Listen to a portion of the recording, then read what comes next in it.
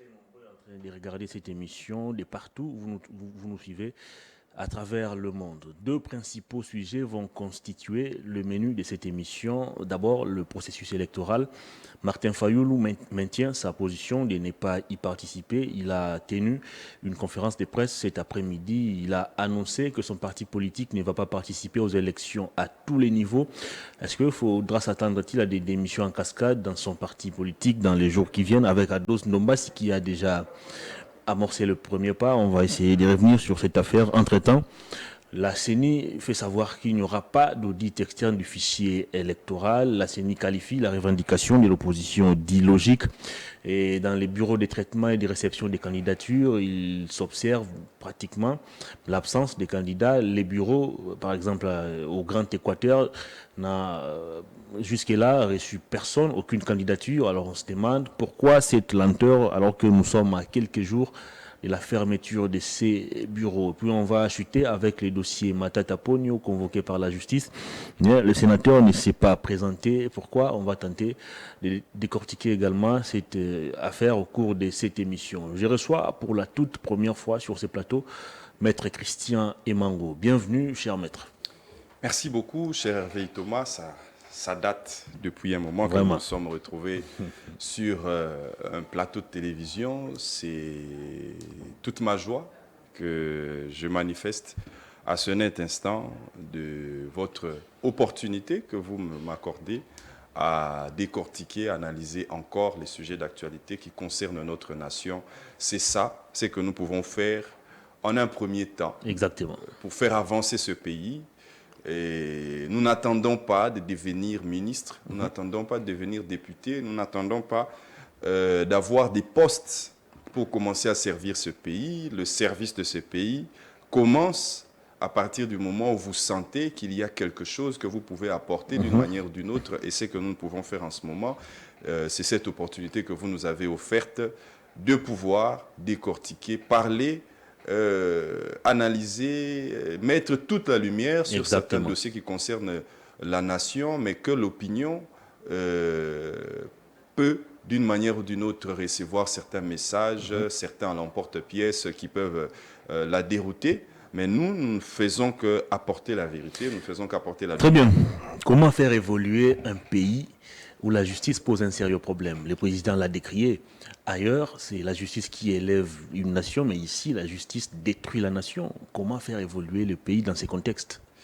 Vous savez, cher Hervé, le problème avec le décollage de la justice ne devrait pas, à mon sens, être critiqué par le chef d'État lui-même, qui, par sa sortie médiatique, nous a clairement démontré qu'il y avait là un aveu d'incapacité de pouvoir gouverner la nation, puisque c'est vous qui tenez le fouet. Et ce n'est pas celui qui tient le fouet de pleurer. Celui qui tient le fouet fait pleurer. Exactement. Ce n'est pas l'inverse. Et ce que nous avons constaté, c'est que le chef de l'État, par son aveu d'incapacité, par son aveu Est-ce que ce n'est pas de la sincérité? La sincérité, moi je crois que la sincérité devrait partir par les actes qui ont été posés par le régime en place.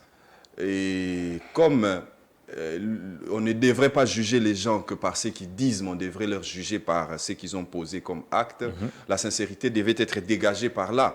Il y a des exemples patents. Notre justice, c'est le même chef de l'État.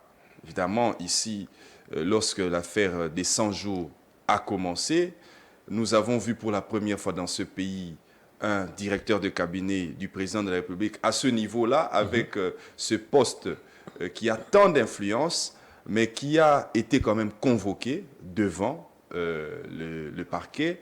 Et aujourd'hui, vous savez qu'on a eu l'impression que ce procès, après avoir mis Vital Kamerhe au Niouf, en fait, il y avait apparemment des personnes qui avaient la mission tout simplement de mettre de côté un adversaire, une personne qui semblait devenir un adversaire politique au chef d'État. Alors il fallait déjà faire des calculs, comment il fallait le mettre de côté. Nous connaissons comment il y avait eu cette querelle de palais où l'UNC qui était venu entrer dans ce que l'UDPS pensait que c'était ses affaires, a voulu mettre de côté l'adversaire politique qui était l'UNC, et surtout qu'on était à l'époque en train de revendiquer qu'il y avait un accord qui était signé et qu'il fallait le respecter aujourd'hui en 2023. Et donc, tous ceux qui ont managé, tous ceux qui ont intervenu dans ces procès-là, nous avons eu l'impression que magistrats ou avocats dans cette affaire-là, qui ont concouru à clouer Vital Kamerhe, ont l'impression que l'opinion a eu, c'est qu'ils ont fini par recevoir des cadeaux, ils ont fini par être récompensés. Cadeau, c'est peut-être trop dire, mais ils ont fini par être récompensés. Les juges présidents dans cette affaire-là, aujourd'hui, occupent une grande fonction au sein de notre appareil judiciaire. Exactement. Les magistrats du parquet qui avaient auditionné Vital Kamerhe aujourd'hui occupent une grande fonction au sein de notre appareil judiciaire, en l'occurrence le parquet. Les avocats qui ont comparu pour le compte de la République dans ces procès-là, nous savons que l'un d'eux a même occupé le poste du premier magistrat du pays, le président du Conseil supérieur de la magistrature, jusqu'à devenir président de la République. Mais le dindon de la farce a été que lorsque la même personne qui est devenue président de la Cour constitutionnelle a pondu un arrêt qui n'était pas du goût du pouvoir, puisque poursuivant un opposant, vous avez évoqué peut-être ce sujet-là, on va en parler. Puisque poursuivant un opposant et que, en toute impartialité, la Cour constitutionnelle a rendu une décision, vous savez le sort qui a été réservé à ce président de la Cour constitutionnelle. Aujourd'hui, nous en avons un autre. Nous lui souhaitons un bon mandat. Mais tout ça a donné l'impression qu'en fait, il n'y avait pas de justice parce que 2 poids 2 mesures, une justice à 2 vitesses, pendant que d'un côté, Eteni Longondo, soupçonné d'avoir détourné les fonds de la Covid-19. Avec rapport à l'appui. Avec rapport de l'IGF à l'appui. Et puis celui des... Plus tard, il va être relaxé par le parquet. Avec de l'autre côté, d'autres personnes qui ont été poursuivies. Les exemples sont légion. On a même vu les caméras claires avec des images patentes qu'il y avait un conseiller du chef d'État qui était en train de faire la concussion et a fini par être corrompu. Les images ont été là, mais aujourd'hui, il n'y a jamais eu de poursuites. Alors, vous savez, les magistrats qui sont de l'autre côté étaient en train de nous observer. Est-ce qu'ils devaient être disciplinés ou il fallait basalande babalingala mbisi andakesama ezochola attaque au filet ko kangaende côté kuna. Mais ils ont suivi les pas. Alors, est-ce que le chef de l'État doit, à ce stade-là,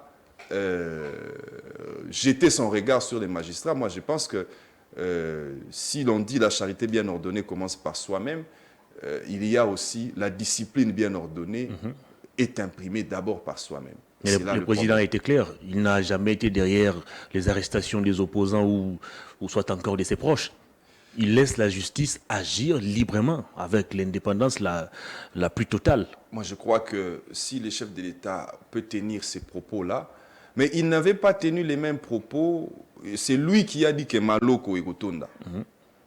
C'est sorti de sa propre intervention. Il y a une manière pour lui de donner du tonus à oui, mais s'il n'a jamais été derrière, le chef de l'État doit savoir que c'est les garants du bon fonctionnement des institutions.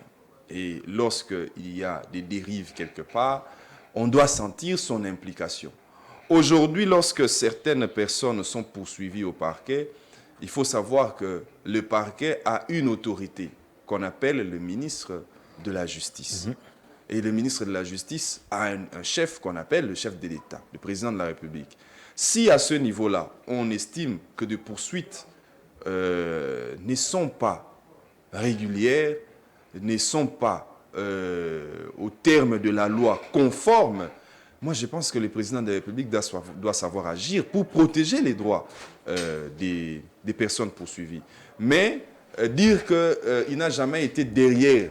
Il a juré même au nom des dieux. Non. Nous, lorsque nous constatons pareils agissements, le poisson commence par pourrir à la tête. On fait reposer la responsabilité sur le chef d'État parce que justement, lorsqu'il y a des poursuites, on ne comprend pas comment certaines personnes qui sont soupçonnés des corruptions, des détournements, finissent par être libérés, mais d'autres sont en train de crever en prison, d'autres font l'objet des poursuites intempestives et le chef d'État s'est dédouané face à cela, n'est pas consommé par notre population. On le disait ici, vous savez, notre passé nous rattrape toujours. Tout ce qui était tuerie à l'époque de Joseph Kabila, on faisait reposer cela sur la tête de Joseph Kabila. Aujourd'hui, il faut assumer ses responsabilités. Tout ce qui est poursuite à l'égard des opposants, injustement lancé, injustement initié, on les fait reposer sur la tête de Félix Tshisekedi et le nier serait une façon de faire dire à la population qu'elle est, je voudrais utiliser l'expression, mais elle est trop forte, mais notre peuple n'est pas dupe. Elle sait comprendre là où le mal vient. Exactement. Vous avez évoqué les cas du non-respect de la procédure, des arrestations des opposants. À ce jour, il y a encore des opposants qui croupissent en prison. C'est le cas de Franck Diongo, Salomon Eskadela, Mike Mukebai. Tous ces gens ne savent pas exactement les raisons de leur arrestation ou de leur détention. Est-ce que vous, comme avocat, vous faites quelle lecture de tout ce qui se passe actuellement? Bon, je vais plus faire la lecture. Oui, je suis de cette profession que vous avez citée, mais comme je n'ai pas été invité ici comme avocat, je vais rester analyste politique et je vais parler, je prendrai tant l'axe juridique que l'axe politique. Vous savez, pour les cas de Mike Mukebai, par exemple, il a été arrêté par des personnes non autrement identifiées qui l'ont pris devant sa parcelle, l'ont amené dans un endroit inconnu, finalement l'ont déposé au cachot du casier judiciaire. Mais là, ces personnes n'ont jamais voulu s'identifier, ont laissé entendre tout simplement aux agents qui étaient sur place qu'elles avaient reçu commandement de venir appréhender Mike Mukebai et elles ont été envoyées par la Cour de cassation. Au lendemain, sans aucun document, sans l'avoir brandi le moindre mandat, on va le transférer au parquet général près la Cour de cassation. Ce dernier va saisir la Cour, près la Cour d'appel, excusez-moi, de Kinshasa-Gombe, ce dernier va saisir la Cour d'appel. Mais quand vous demandez jusqu'au niveau où Mike Mukebai était arrivé devant le magistrat, on ne lui avait jamais, alors jamais, dit les motifs pour lesquels on était venu l'appréhender. Or, les articles 18-19 de la Constitution sont clairs. On ne peut pas arrêter quelqu'un sans que aussitôt, c'est ce que dit la Constitution, on puisse lui dire les motifs pour lesquels on est venu l'arrêter. On n'en a pas dit ça. Ce qui est le cas pour Salomon Eskadela. Sans jamais lui dire les motifs pour lesquels il a été arrêté, on l'a amené comme ça à la DEMIAP. Là-bas, il est resté pendant plusieurs jours sans avoir accès à ses avocats, alors que la Constitution est claire, que toute personne a le droit de se faire assister par la personne de son choix. Et la Constitution précise, et ce, à tous les niveaux de la procédure, y compris au niveau des services de sécurité. C'est dit, c'est l'histoire. Cet article-là traduit l'histoire politique de notre pays par rapport à ce que nous avons vécu depuis la dictature mobusienne jusqu'à l'adoption de la Constitution du 18 février 2006. Mais Salomon Eskadela, ses droits ont été violés de cette manière-là. Aujourd'hui, vous voyez, pour une arrestation qui a été de cette envergure-là, on n'est pas capable de saisir les tribunaux compétents parce que le dossier est vide. On ne sait pas détecter quelle infraction, en fait, il faut reprocher à Salomon Eskadela. Tentative de renversement du régime. Oui, mais finalement, tentative de renversement du régime, il faut prouver cela parce que lorsque vous viendrez devant les juges, le procès sera public. Vous allez dire quoi aux juges? Vous allez dire quoi aux juges? Il faut des éléments. Il fallait procéder à des perquisitions par-ci, procéder à des perquisitions par-là. Et même lorsque ces perquisitions-là ont été faites, vous avez vu, une perquisition ne peut pas se réaliser en l'absence du chef de la maison. Parce que lorsque vous allez terminer votre perquisition, il faut la faire signer par le chef de la maison, Exactement. qui n'était pas là. On fait une perquisition dans la maison de Salomon Escadela, on va le faire dans la maison de sa pauvre mère. Plus de 80 ans, vous imaginez un peu? Dans ces conditions-là, lorsqu'on faisait dormir maman Marthe sous le sol ici, parce que la dépouille mortelle de son cher mari, son feu mari, Étienne Tshisekedi, n'arrivait pas ici au pays. Qu'est-ce que nous n'avons pas dit pour que le droit de notre maman nationale soit préservé? Et aujourd'hui, nous disons autant pour la maman du conseil spécial de Moïse Katumbi, Salomon Escadela. Qu'est-ce que nous n'avons pas dit sur ce qui est des violations de la procédure d'arrestation? Nous ne pouvons pas nous arrêter là. Qu'en dire de plus pour ce qui est de Franck Diongo? Arrêté pratiquement dans les mêmes conditions, transporté à la DEMIAP, sans avoir accès à ses avocats, pour les motifs inconnus, alors que la Constitution les précise, alors que les lois de la nation les disent expressis verbis. Aujourd'hui, nous sommes encore devant les cas Matata Ponyo, qui va être entendu au parquet. Je suppose que c'est sur les mêmes faits, puisqu'on ne nous a pas encore dit pour quelle raison il est invité au Affaire parquet. Boukamaloum toujours. Non, mais ça, c'est ce que nous disons dans la cité. Nous imaginons, parce que je ne suis pas au parquet, je n'ai pas les secrets des dieux.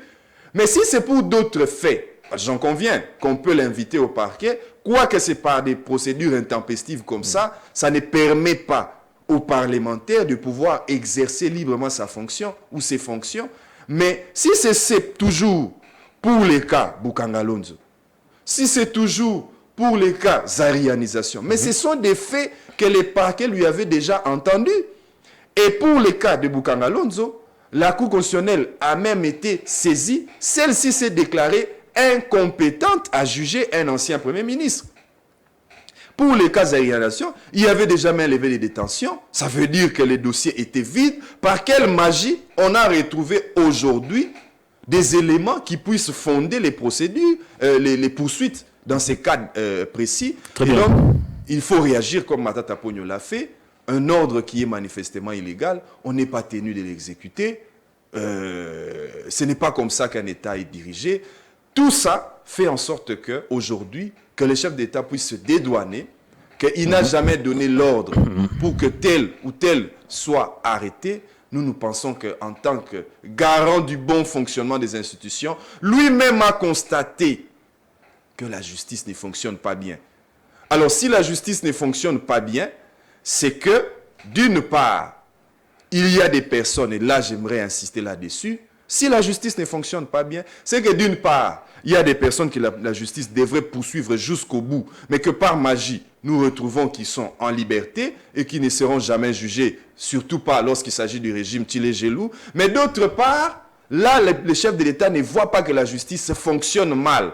D'autre part, on sait aujourd'hui que d'autres personnes sont poursuivies injustement à cause de leur camp politique, à cause de leur opinion politique. Là, le chef de l'État devrait en ce moment-là interpeller les magistrats. Et, excusez-moi, cher Hervé, lorsque le chef d'État interpelle les magistrats, lorsque un magistrat s'est mal comporté, le pouvoir exécutif a ce droit-là de pouvoir les revendiquer pour qu'au sein du Conseil supérieur de la magistrature, les magistrats soient sanctionnés. Et il n'y a pas que les magistrats qui relèvent du Conseil supérieur de la magistrature, mais il y a aussi les magistrats de la Cour constitutionnelle, les juges, pour dire ça comme ça, strictement parlant. Lorsque vous lisez les statuts des membres de la Cour constitutionnelle, le président de la République a même le pouvoir de révoquer un magistrat qui s'est mal comporté au sein de la Cour constitutionnelle. Enfin, un juge qui s'est mal comporté au sein de la Cour constitutionnelle. Pourquoi on ne le fait pas lorsqu'il y a des poursuites injustifiées à l'égard des opposants? Le chef d'État ne peut pas se dédouaner face à ces questions. Les arrêts de la Cour constitutionnelle sont inattaquables mais aussi opposables à tous. Comment expliquez-vous à ce jour l'entêtement du nouveau procureur de la Cour constitutionnelle à vouloir s'accrocher au dossier Matata Ponyo, ou je vais dire son entêtement à vouloir juger Matata Ponyo? Cher Hervé, là-dessus, je vais répondre par une analyse qui est technique. Nous avons été auteurs d'un article que nous avons publié sur le site Légal Congo. C'est un site très connu en ce qui est de la publication des œuvres ou des études juridiques. Là, il a été question d'un article que nous avons intitulé l'arrêt RP 001 du 15 novembre 2021, le non-dit du juge constitutionnel. Lorsque le juge de la Cour constitutionnelle s'est dit incompétent à juger un ancien Premier ministre, en fait, qu'est-ce qu'il a voulu dire en réalité? Voilà ses propos. Il dit qu'entre 2012 et 2016, la Cour a constaté que Matata Ponyo était effectivement Premier ministre. Et qu'à ce jour, c'est-à-dire au jour où il est déféré par devers la Cour constitutionnelle, il n'était plus Premier ministre. Exactement. Or, la Cour constitutionnelle ne peut juger en l'espèce que des personnes qui sont désignées par la loi qu'elle peut juger. En l'occurrence, le président de la République et le Premier ministre, les deux qui sont en fonction, pas des honoraires. Et que dans ces cas, il était devant Matata Ponyo, qui est un ancien Premier ministre. Si la Cour constitutionnelle jugeait Matata Ponyo, la Cour constitutionnelle allait violer la Constitution qui dit que nul ne peut être retranché du juge que la loi lui a assigné. Et en ce moment-là, le juge que la loi a assigné à un ancien Premier ministre est à rechercher. C'est là l'importance de l'article que nous avons rédigé. Nous avons fait une étude sur les différentes infractions que peut commettre un Premier ministre lorsqu'il est en fonction. Nous avons constaté que lorsque il ne sera plus en fonction, la difficulté de les juger se poserait. Mais cette difficulté-là se pose au regard de quoi? Cette difficulté-là se pose au regard des dispositions juridiques de notre propre pays, qui font que lorsque vous déférez un ancien Premier ministre devant un autre tribunal pour les actes qu'il avait posés lorsqu'il était Premier ministre, les autres juridictions risquent soit de se retrouver incompétentes à juger un ancien Premier ministre, soit que même si elles sont compétentes, mais ces infractions-là ne vont pas permettre à ces cours et tribunaux de juger cet ancien Premier ministre-là. Pourquoi je vous dis ça? Les infractions qui sont commises par un ancien Premier ministre ont des peines. Les infractions sont d'abord prévues dans la Constitution, mais leurs peines sont prévues dans la loi portant organisation et fonctionnement de la Cour constitutionnelle. Les initiés du droit me suivent très bien. C'est une loi portant organisation et fonctionnement de la Cour constitutionnelle. Donc, lorsque un ancien Premier ministre a commis une infraction justiciable de la Cour constitutionnelle, vous le déférez devant la Cour de cassation. Vous le déférez devant le tribunal de grande instance. Vous le déférez devant la cour d'appel. Celle-ci aura du mal à gérer cet ancien Premier ministre-là parce que cette juridiction sera contrainte d'appliquer la loi portant organisation et fonctionnement de la Cour constitutionnelle alors qu'elle doit appliquer la loi sur les juridictions de l'ordre judiciaire. C'est une loi qui n'est pas destinée à ces juges-là. Et une loi qui n'est pas destinée à ces juges-là, ils ne peuvent pas l'appliquer. Alors, comment vous allez juger un ancien Premier ministre dans une autre juridiction que la Cour constitutionnelle? Voilà la difficulté que nous avons aujourd'hui. À quel moment la loi a changé? Parce que sous les professeurs Kalouba, la Cour a été claire qu'elle ne pouvait pas juger Matata. La Cour, plutôt les bureaux de la Cour changent, il y a les juges Kamouleta qui est là, et c'est encore une autre déclaration selon laquelle la Cour peut de nouveau juger Matata Ponyo. Mais c'est quoi la Cour? À quel moment la loi a changé? La loi n'a pas changé, heureusement. Mais c'est la jurisprudence de la Cour dont on nous a fait croire qu'il y avait une sorte de revirement jurisprudentiel, mais c'était un peu de façon hasardeuse qu'on n'a pas compris que lorsque Matata Ponyo était devant la Cour de cassation, celle-ci saisie pour les faits qui étaient reprochés à Matata Ponyo devant la Cour constitutionnelle, les avocats de Matata Ponyo vont soulever certains préalables, disant, faisant savoir, faisant observer à la Cour de cassation qu'elle ne pouvait pas juger Matata Ponyo, justement pour les motifs que je viens d'évoquer tout à l'heure ici. Mais la Cour de cassation va estimer à son niveau que, évidemment, lorsqu'on soulève ces genres de préalables-là, il y aurait eu une exception d'inconstitutionnalité qui s'est glissée. La Cour de cassation a parlé d'une exception d'inconstitutionnalité. Et pour ce faire, elle va saisir la Cour constitutionnelle. Mais lorsqu'elle part saisir la Cour constitutionnelle, elle saisit la Cour constitutionnelle en interprétation des articles 164-165 de la Constitution. Curieusement, la Cour constitutionnelle, il faut poser la question de savoir à quel moment la loi a changé. Ouais. Curieusement, la Cour constitutionnelle qui, en novembre 2021, avait clairement dit qu'elle était incompétente à juger un ancien Premier ministre, ici, constate qu'elle est saisie d'abord par voie d'interprétation, par la Cour de cassation. La première des choses que la Cour constitutionnelle a constatée, c'était que lorsqu'on lui pose des questions en interprétation, il y a des personnes bien définies dans la Constitution qui peuvent le faire. C'est le président de la République, c'est le gouvernement, c'est les présidents des chambres parlementaires, c'est les parlementaires eux-mêmes lorsqu'ils sont réunis à hauteur de 10% de leur chambre, c'est les présidents des assemblées provinciales. Mais ici, c'était la Cour de cassation qui a saisi la Cour constitutionnelle en interprétation. Dans la liste que je viens de citer tout à l'heure ici, la Cour de cassation n'est pas reprise dedans. Cette action ne devait être déclarée par la Cour constitutionnelle que d'irrécevable. Devait être sanctionnée par une irrécevabilité pure et simple. Mais la Cour, par des procédés qu'on ne sait jamais justifier jusqu'à ce jour, a profité en disant que même si l'action de la Cour de cassation est irrécevable, elle estime néanmoins qu'elle est compétente à juger un ancien Premier ministre. À ce stade-là, on va se poser la question de savoir, entre les deux arrêts, qui est-ce qui va primer sur l'autre?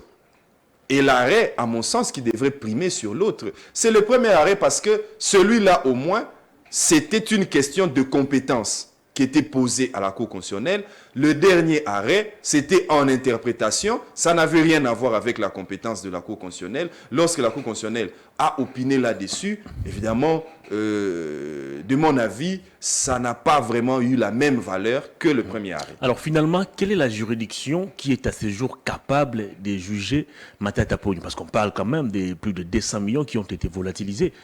Qui va juger Matata Ponyo finalement? Je vous ai dit, le chef d'État devrait intervenir.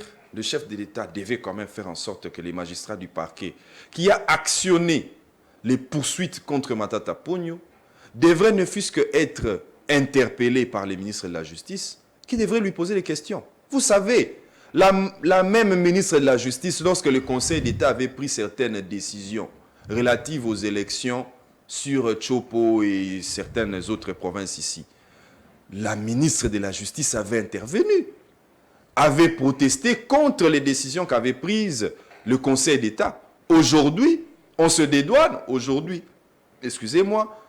se lave les mains pour dire que la justice ne fonctionne pas bien et que c'est la faute aux magistrats. Mais pour répondre à votre question, est-ce qu'aujourd'hui, quelle est la juridiction compétente pour juger Matata Ponyo? Pour juger Matata Ponyo, de mon avis, sur base de l'article que nous avons déjà publié, que nous allons d'ailleurs même adapter encore, j'estime que de son rang de sénateur, de sa qualité de sénateur, lorsque un sénateur commet une infraction, le sénateur est justiciable de la Cour de cassation. Or, Matata Ponyo n'avait pas commis, à supposer, même par impossible. Sinon, ce qui lui est reproché étaient des actes qu'on lui reproche lorsqu'il était Premier ministre.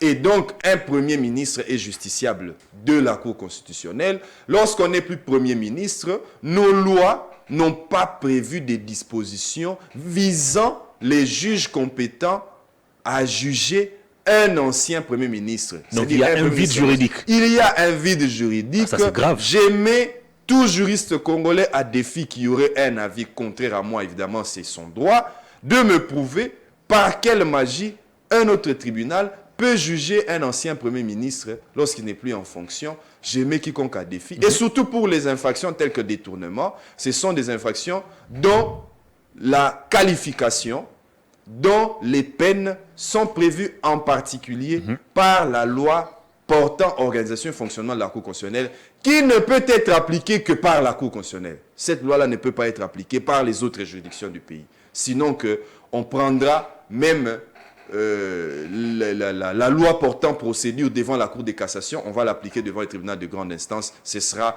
du cafouillage judiciaire. Alors, s'il y a un vide juridique, comment expliquez-vous à ce jour la démarche du procureur général près la Cour constitutionnelle, Jean-Paul Mokolo, qui a promis dans son mandat de comparution de livrer contre Matata Ponyo de passer à la vitesse supérieure au cas où Matata ne répondait pas? Je respecte la position de l'ancien Premier ministre Matata Ponyo qui dit ne pas exécuter un ordre manifestement illégal. L'article 168 de la Constitution est bien clair. Les arrêts de la Cour constitutionnelle sont opposables à tous et sont immédiatement exécutoires. Et donc, si aujourd'hui, le procureur général près la Cour constitutionnelle, Jean-Pierre Mokolo, initie ou lance des mandats à l'égard de Matata Ponyo, je crois que nous ne pouvons que appeler à l'observation des règles juridiques, parce qu'au vu de ce que prévoient les dispositions juridiques congolaises, même si on arrivait jusqu'au bout de son raisonnement, moi c'est à ça que j'interpelle, même si on arrivait jusqu'au bout du raisonnement du parquet, à un moment donné on va se rendre compte qu'il n'y aura pas possibilité d'appliquer certaines dispositions. Le vide va persister et ce sera l'impossibilité de juger. Alors, puisqu'il y a un vide, quel est le soubassement juridique de la démarche du procureur? C'est justement ce que je dis. Il n'y aura pas... Le procureur cédait son droit de pouvoir, lorsqu'il constate... Bon, il vient aussi d'arriver, il doit... lui dit qu'il y a des infractions à poursuivre, qu'il peut ouvrir des dossiers et poursuivre les personnes à l'encontre desquelles ces infractions-là sont reprises. Mais quel est le fondement aujourd'hui? Il n'y a pas de fondement. Le fondement devrait se trouver dans l'arrêt de la Cour constitutionnelle, l'arrêt 1272 du 15 novembre 2021, qui dit déjà que la Cour constitutionnelle est incompétente. Donc, si au finish, le procureur général poursuit Matata Ponyo, il sera buté à cet arrêt-là. Les fondements de ces poursuites ne sont nulle part ailleurs que ne peut pas retrouver dans les textes juridiques congolais. On va parler cette fois-ci élection, mais c'est quand même grave. Comment on peut fonctionner dans un pays avec des vides juridiques comme ça?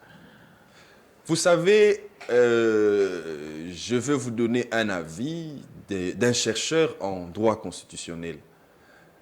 Il n'y a pas de règles parfaites.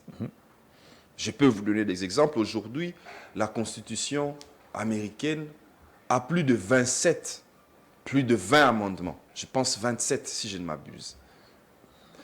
Et quand vous prenez l'âge de la démocratie américaine aujourd'hui, plus de 200 ans, vous divisez par les 27, ça veut dire vous êtes à environ tous les 10 ans, leur constitution est modifiée.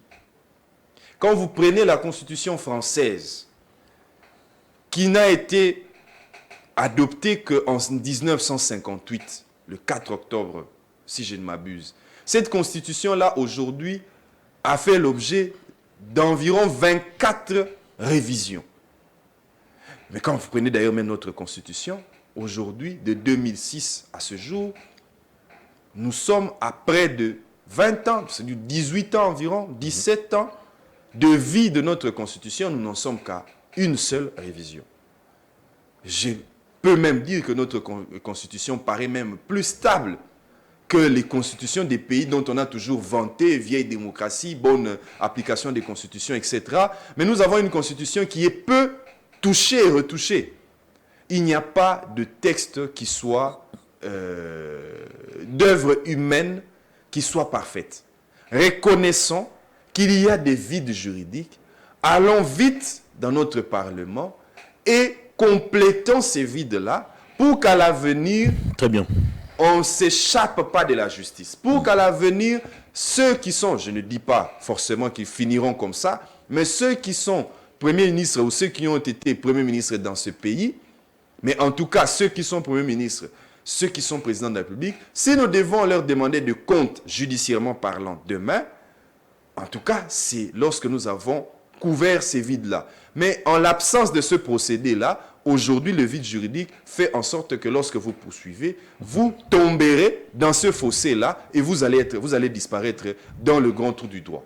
S'il faut quitter l'analyse juridique pour parler de l'analyse politique, ne pensez-vous pas que cette loi a été taillée sur mesure pour satisfaire quelques individus? Écoutez, si cette loi a été taillée sur mesure, en l'occurrence de camp de Matata Ponyo, la loi sur la Cour constitutionnelle a été adoptée en 2013. Mais les travaux sur son élaboration ont commencé bien avant 2013. Et si ma mémoire est bonne, je pense même que le député, à l'initiative de cette loi-là, je pense que c'est l'honorable Délice Sessang, qui n'était pas du même camp que Matata Ponyo. Et lorsque la loi a été adoptée, Matata Ponyo venait de devenir Premier ministre. Est-ce vraiment à cette époque-là, il avait la tête à penser comment il va préparer que s'il le détournait, à supposer que c'est là, ce serait réalisé, qu'il doit prendre une loi qui va le sauver demain. Moi, je pense qu'il y a peu d'arguments à avancer sur ce terrain-là. Donc, la loi n'a pas été taillée sur mesure. C'est une loi qui a été élaborée, comme les constitutions dont je vous ai évoqué tout à l'heure ici. Ce n'est pas une idée forcément que ça a été taillé sur mesure, mais que c'est un constat que nous avons élaboré à une époque, mais certaines réalités, certaines options nous ont échappé. Nous n'avons qu'à adapter. Nous n'avons pas à chercher les poux sur les têtes des choses.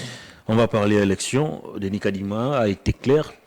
Pas d'audit externe du fichier électoral du côté de l'opposition. Martin Fayulu maintient aussi sa position de ne pas participer à ce processus électoral. Il s'est retiré donc de la course.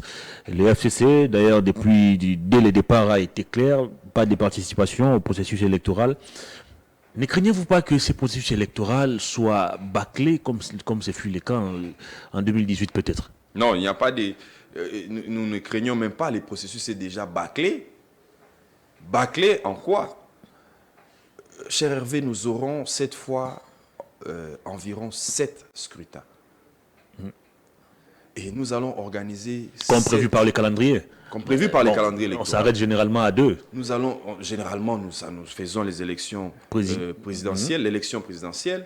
Et les élections législatives, nationales et provinciales. Nationales et provinciales, nous nous arrêtons là. Mais déjà de l'imbroglio qui sort souvent de ces 3 scrutins électoraux. Aujourd'hui, nous sommes allés à environ 7. Est-ce que serons-nous en mesure de contenir tous ces scrutins électoraux-là? Mais non. Pourquoi? Parce que dès le départ, le président de la CENI, Dédi Kadima, nous a emmenés dans un processus électoral. Nous lui avons dit qu'en une année, c'était quasiment impossible. Je me rappelle encore, lorsque nous étions au dialogue du Kontchach, Corneille Nanga a été invité pour qu'il dise à partir de cette période-là combien de jours il lui fallait pour organiser les élections. Il a parlé de 504 jours pour que nous ayons des bonnes élections. Nous l'avons tous tourné en dérision. Mais après, si nous nous sommes ravisés, aujourd'hui nous avons dit à Denis Kadima qu'il est impossible d'organiser tous ces scrutins électoraux-là en l'espace d'une seule année. Pour quelle raison? Premièrement, parce qu'il n'y a pas d'abord de transparence dans l'organisation des sélections-là. Les machines ont été commandées, les machines arrivent. Lorsque nous allons nous enrôler, nous voyons la qualité des cartes d'électeurs dont on nous produit. Nous avons dit que ce n'est pas de bonne qualité, on en a fait fi, mais nous avons aussi demandé à ce qu'on puisse publier la cartographie des centres d'inscription et de bureaux d'enrôlement. Ce qui n'a jamais été publié jusqu'à ce jour. Tout se passe dans l'opacité. À ce niveau-là, vous voulez vraiment que nous allons dans des élections démocratiques? Ben non. Au finish, lorsque on va finir avec le processus d'enrôlement des électeurs, on va nous produire environ 45 millions d'électeurs.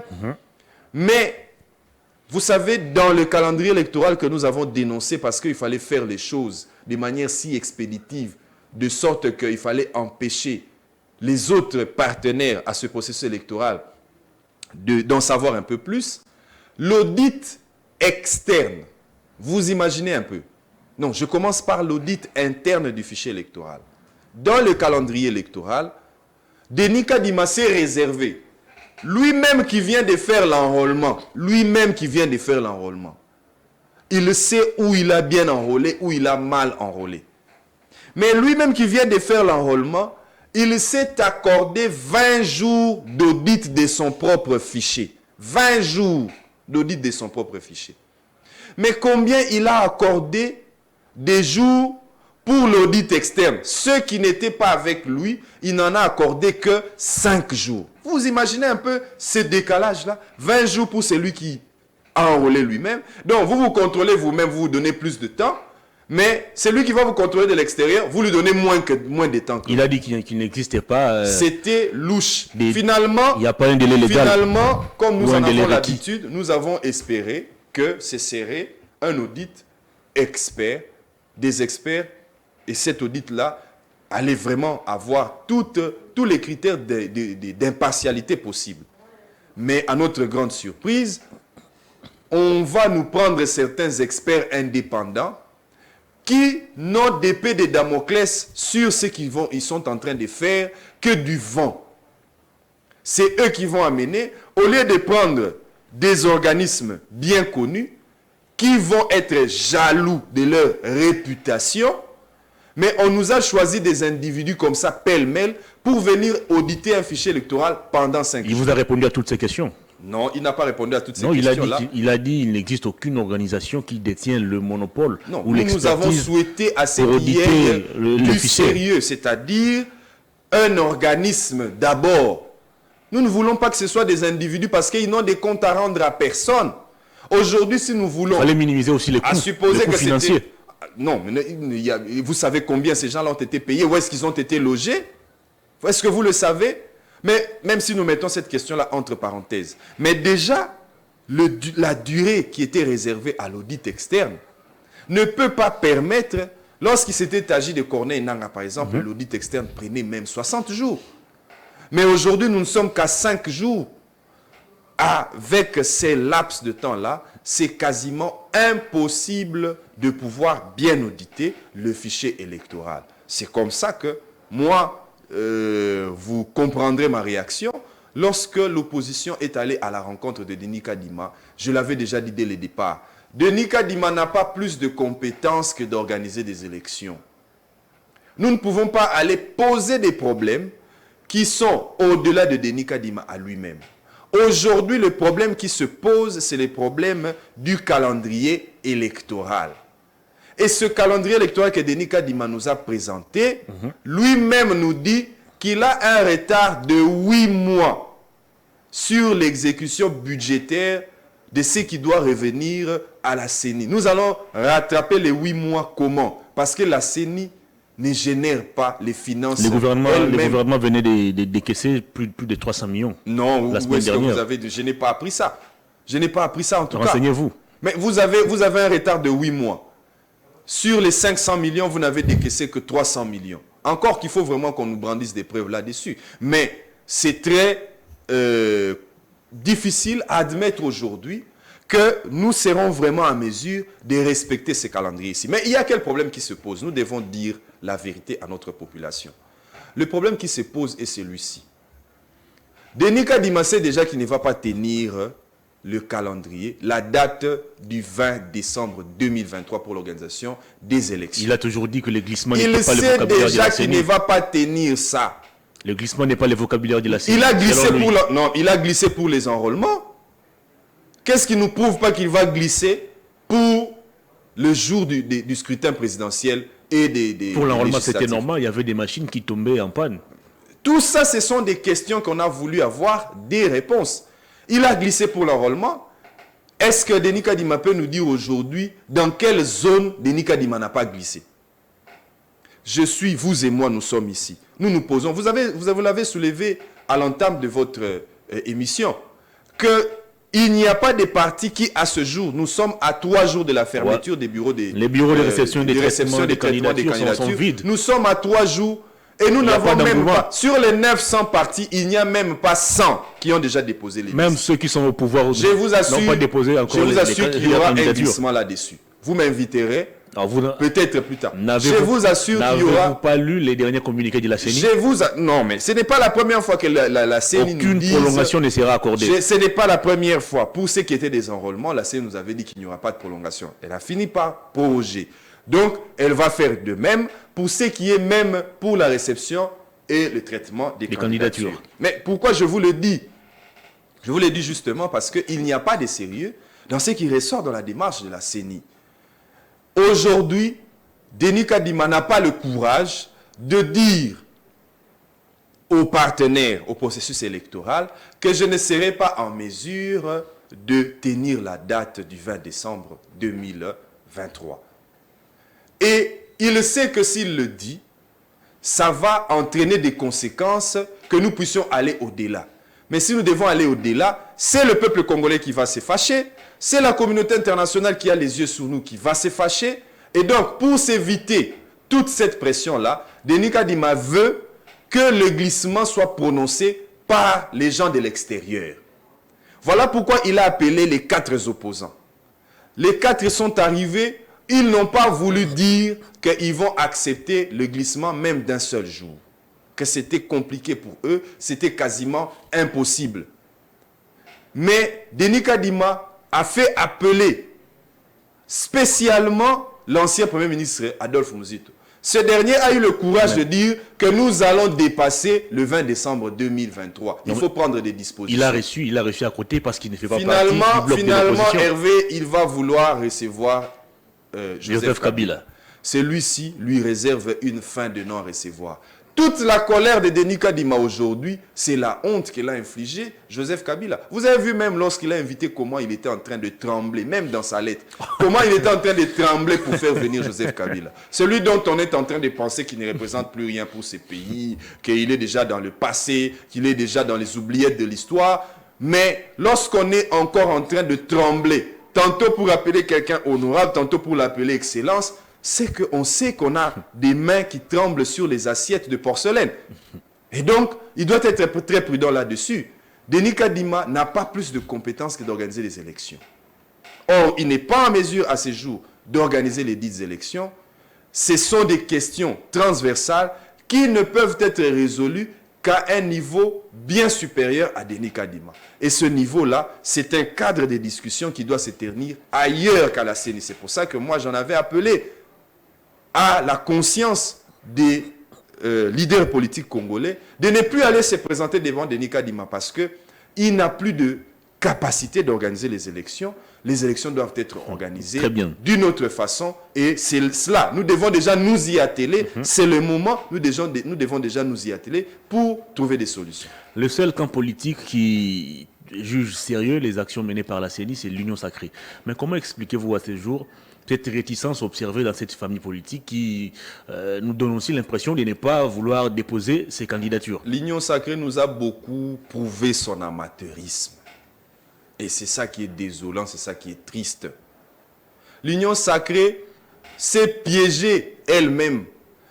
Elle a recouru par des manœuvres insidieuses, pensant que c'était les adversaires politiques qui allaient être bloqués. Mais aujourd'hui, c'est l'Union sacrée elle-même qui est bloquée dans ses propres démarches. Comment ça? Je vous donne les cas. Pendant que le FCC avait prévu que pour que votre liste soit déclarée, vos candidats puissent être déclarés vainqueurs et aller à l'Assemblée nationale ou dans les assemblées provinciales, vous devez obtenir au moins 1% du suffrage exprimé dans l'ensemble des circonscriptions de la République. Non, l'Union sacrée trouve que non, ils sont plus intelligents. Eux, ils savent bien faire les choses. Ils vont, comme ça, éliminer les petits partis, empêcher que d'autres partis présentent des candidatures. Ils vous disent non, il faut réunir 60% des 500 députés à l'Assemblée nationale. Donc aujourd'hui, pour que votre liste soit recevable à la CENI, vous devez avoir au moins 300 candidats. Il faut aller dans les partis politiques aujourd'hui. L'UDPS a promis d'aligner 500 candidats. Il faut aller aujourd'hui dans les partis politiques aujourd'hui pour voir qui est-ce qu'ils sont en train de ramasser pour mettre dans leur JBCR et amener à la CENI. Encore qu'il n'y a pas que 300 candidats. Chaque candidat doit avoir 2 suppléants. Donc faites 300 fois 3. Chaque parti politique doit avoir au moins 900 personnes qui doivent amener pour que sa liste soit éligible, recevable à la CENI. Ajoutez à cela la caution. Ils sont tombés, je n'irai même pas encore la question de la caution. Ils sont tombés dans leur propre piège. Aujourd'hui, réunir les 900 personnes dans chaque parti est devenu difficile. Mais le parti présidentiel a été clair. Mais elle devait montrer l'exemple, non? Il va aligner 500 elle candidats. devait montrer l'exemple, elle devait déjà se préparer à ce jour. Nous, on avait cru que c'est les partis présidentiels qui allaient être les premiers à déposer déjà la liste de ces candidats. Or, à ce jour, nous tous, nous sommes derniers. Personne n'est déjà arrivé à les déposer. On va donner raison au FCC de ne pas y aller. Parce qu'aujourd'hui, nous sommes dans le même stade que le FCC, qui ne dépose pas, et les autres qui ne déposent pas. Qu'est-ce qui explique cette réticence? On va donner raison à l'ECID. C'est quoi la raison de cette réticence? Ce qui explique la réticence, ce n'est pas une question de réticence. C'est une question tout simplement d'amateurisme. C'est une question tout simplement de mauvaise organisation. On nous montre noir sur blanc qu'il ne sera pas possible de tenir la date du 20 décembre 2023. Dans la mesure où, même pour déposer les candidatures, il y aura prorogation. Et nous irons de prorogation à prorogation jusqu'à ce que la date butoir sera dépassée. Mais au lieu de prendre les dispositions déjà à ce jour, Denis Kadima aurait dû dire à toutes les personnes qui les recevaient, et je comprends pourquoi Joseph Kabila a botté en touche son invitation. Parce que s'il avait la sincérité, il allait dire tout simplement que je ne suis pas en mesure d'organiser les élections. Trouvons un autre moyen de résoudre ces problèmes ici. Je vous dis que le même jour, la solution allait être trouvée.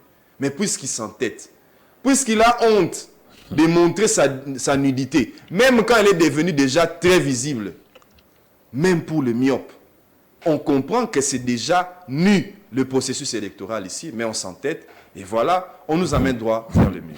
Le 15 juillet, la CENI va fermer ses bureaux de réception et de traitement des candidatures. Entre-temps, et du côté de l'opposition et du côté du pouvoir, les partis n'ont pas aligné les candidats députés, leurs candidats députés. C'est-à-dire qu'on aura en 2024 une Assemblée nationale vide avec un président de la République élu. Non, cher Hervé Thomas, non, il n'y aura pas élection. La CENI est claire. Il n'y aura pas prolongation. Il faut qu'on se le dise. Au mois de décembre 2023, s'il y aura élection, c'est dans la seule condition qu'aujourd'hui nous nous ressaisissions. Nous nous disions, il n'est plus possible que la CENI nous organise des élections. Faisons comme nous avons fait par le passé. Pas des discussions folkloriques comme nous les connaissons toujours ici. Ou c'est Michiki qui doit venir entrer. Ah, c'est elle qui doit... Non, pas ce folklore-là. Faisons les choses de manière ordonnée.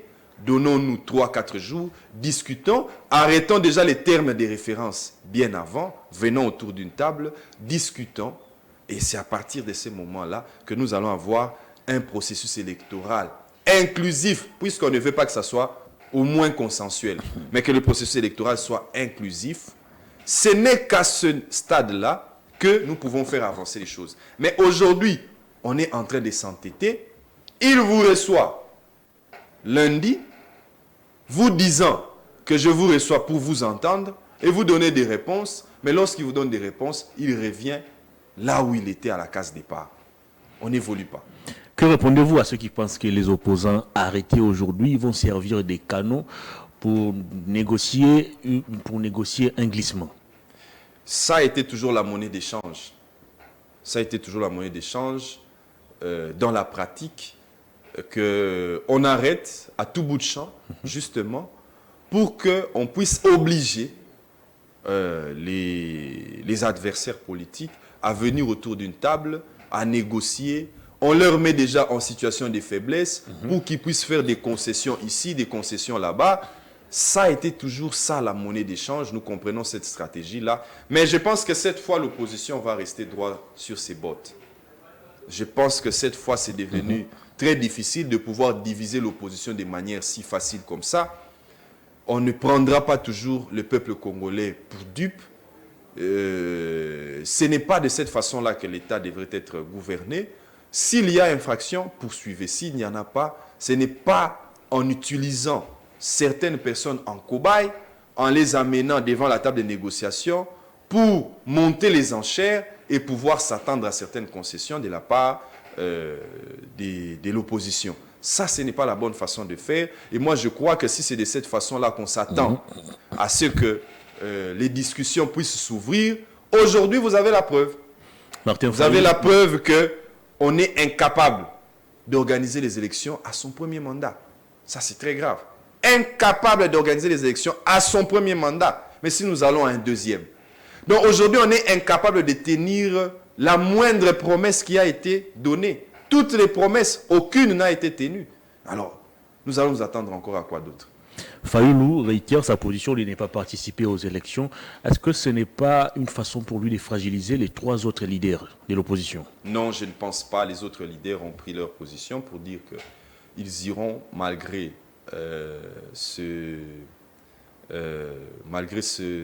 différentes difficultés qui se présentent aujourd'hui, quoique leurs revendications n'ont pas été rencontrées par la CENI, mais ils ont en toute souveraineté estimé qu'ils pouvaient aller aux élections de cette façon-là. C'est de leur droit, il faut les leur concéder. Mais Martin Fayulu n'a pas fragilisé. Au contraire, on a pensé que cette position-là allait fragiliser son parti, parce que vous l'avez dit ici, qu'il y a déjà eu une première démission de l'honorable Ados Ndombassi.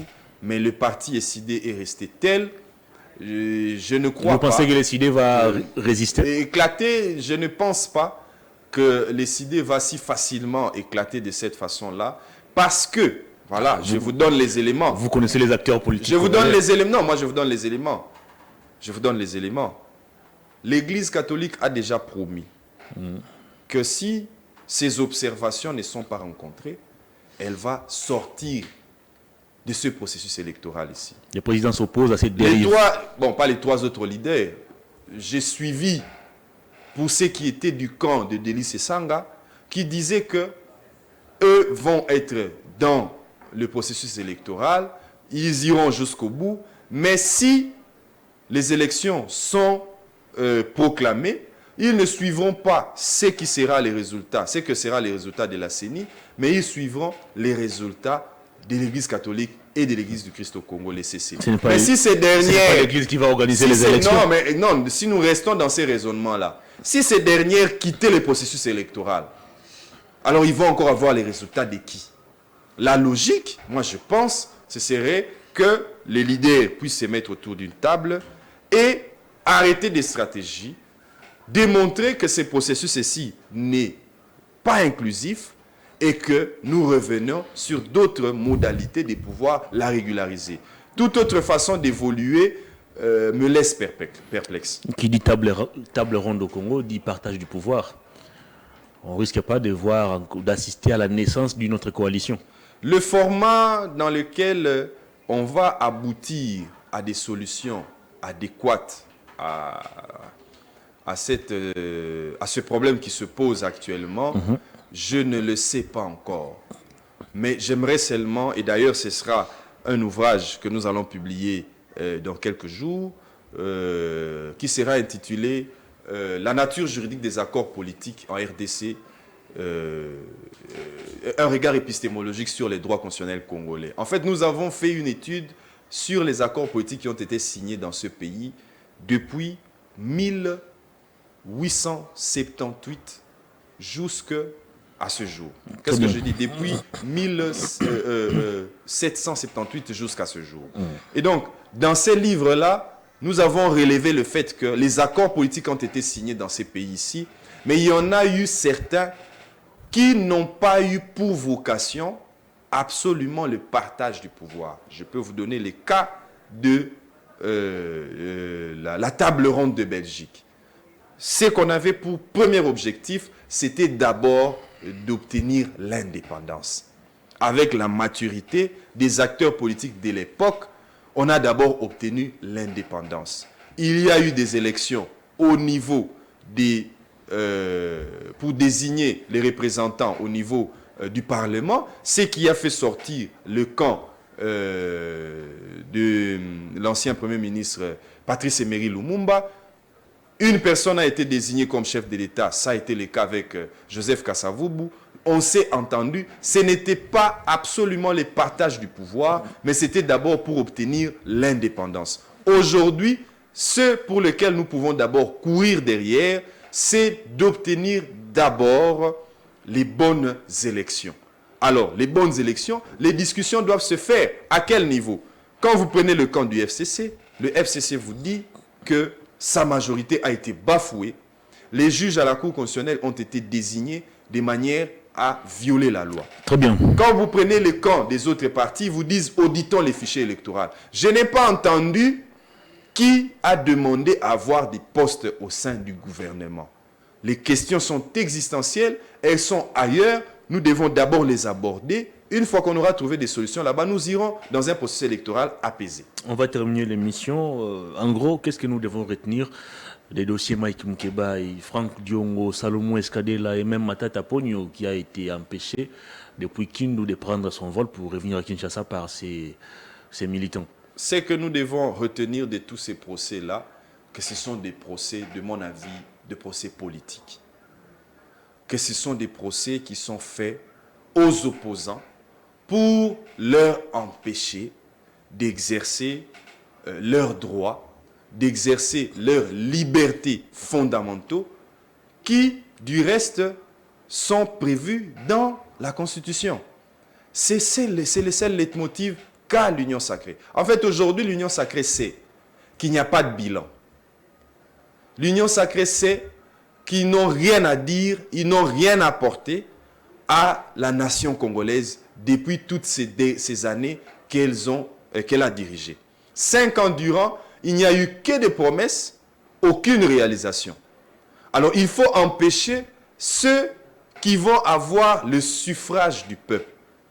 Sachant que Mike Mukeba facilement peut se faire élire parce qu'il n'a jamais participé à leur démarche, sachant que Franck Diongo n'est pas dans leur camp, sachant que Matata Ponyo a toujours refusé, il l'a même dit, que si seulement il disait aujourd'hui qu'il adhère à l'Union sacrée, toutes les poursuites à son égard, à son encontre, vont prendre fin. Nous l'avons vu d'ailleurs. Et donc, c'est dans le seul but de pouvoir empêcher à ce que le peuple vote les personnes qu'il veut. Et c'est pour ça que vous voyez maintenant la raison pour laquelle tous ces procès sont ouverts contre les opposants. Ce sont des choses à dénoncer. On aurait dû, vous savez, moi je vais terminer par là, lorsque Joseph Kabila était aux commandes du pays, la RDC venait de connaître à son actif 3 présidents. Kasavubu, avec le Premier ministre Lumumba, il y a eu ce qu'il y a eu. Kabila, Mobutu a pris le pouvoir, Kabila père a pris le pouvoir, et c'était Kabila fils. Les Congolais se disaient, Kabila fils nous a pris quelque part, nous a laissé à un stade. Satisfait ou pas satisfait, mais aucun Congolais ne se disait qu'un président de la République viendrait faire moins que Kabila. Aucun Congolais ne s'attendait à ce qu'on allait avoir un président de la République qui allait faire moins que ce que Kabila a fait. Mais aujourd'hui, on ne sait même pas détecter, quand on parle des routes, la nationale numéro 1, aujourd'hui, Kabila l'avait laissé où? Tshisekedi l'a amené jusqu'où? Lorsqu'on va dans les Kasaï, on va à l'Équateur, on va dans les différentes provinces, Kabila avait laissé quoi? Tshisekedi et où? Kabila a laissé le taux du dollar franc congolais. À combien? Nous étions encore, si ma mémoire est bonne, 16. Mais aujourd'hui, nous sommes, ça s'échange ici en parallèle à 2500 francs pour 1 dollar. Alors, nous, on n'avait jamais pensé qu'on allait encore avoir un président de la République qui allait faire moins que Kabila. Là, nous avons un président de la République qui fait aujourd'hui moins que. Pourtant, les anciens collaborateurs de Kabila vous contredisent. Mende, Charles Côté, non, mais les résultats sont patents. Tu sais qu'il a fait mieux en 4 ans que Kabila en 18 ans. On peut nous montrer les résultats. Nous parlons que même du dollar. C'est même la raison qui a poussé tous ces gens à quitter Kabila. Crise de maïs. À l'époque de Kabila, on entendait moins ce genre de choses. Sans forcément faire l'apologie à Kabila. Mais j'ai fait seulement une comparaison. Je n'avais jamais cru que là où Kabila nous avait laissés, nous allons nous retrouver plus bas. Je n'avais jamais cru. Je n'avais jamais pensé que si on devait reprocher qu'à l'époque de Kabila, il y avait des poursuites à l'égard de certaines personnes déterminées, je n'avais jamais pensé qu'avec Tshisekedi, ça va être la même chose. Je n'avais jamais pensé à ça. Je ne m'étais jamais dit que quand Tshisekedi va prendre les pouvoirs, il y aura encore des débats sur l'application de la Constitution.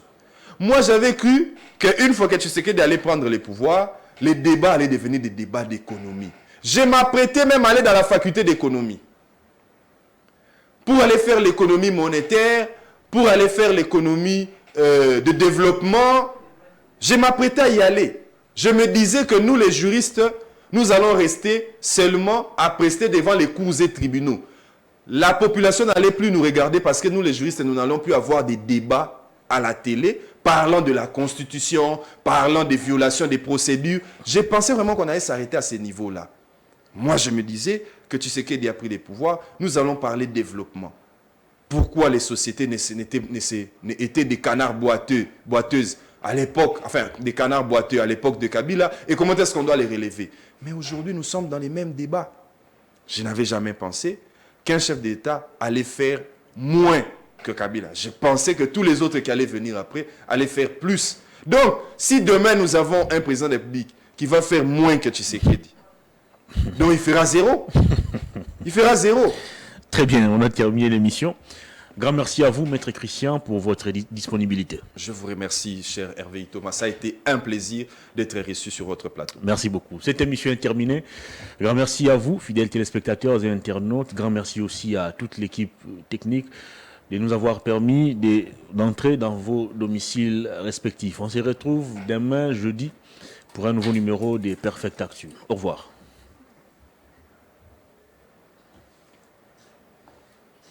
Ah ouais.